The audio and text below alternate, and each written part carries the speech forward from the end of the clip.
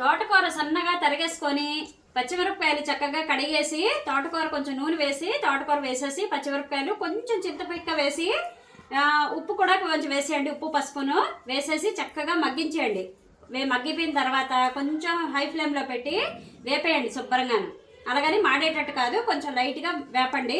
వేపేసి పక్కకు తీసేసి కొంచెం ధనియాలు, 1/2 టీ స్పూన్ ధనియాలు, ఎండుమిరపకాయలు, కొంచెం ఇంగువ వేసేసి చక్కగా వేయించేసి పచ్చడి ఆడేసండి. పచ్చడి ఆడేసి ఆవాలు, మినపప్పు, శనగపప్పు పోపు పెట్టుకోండి. చాలా బాగుంటుంది పచ్చడి.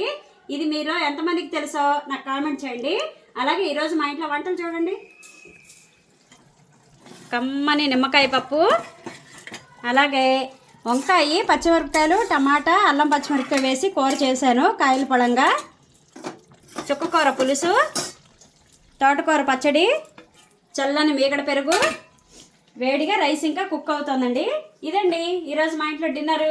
మరి మీరు ఏం చేసుకున్నారు? డిన్నర్లకు మ్యాక్సిమం అందరూ టిఫినే చేస్తారు, ఎవరో కానీ ఇలా భోజనం చేస్తారు. మేమైతే కనుక హోమాలు చేసుకుంటున్నాం కాబట్టి నైట్ తింటున్నాము, మధ్యాహ్నం ఏమో టిఫిన్ తింటున్నాము.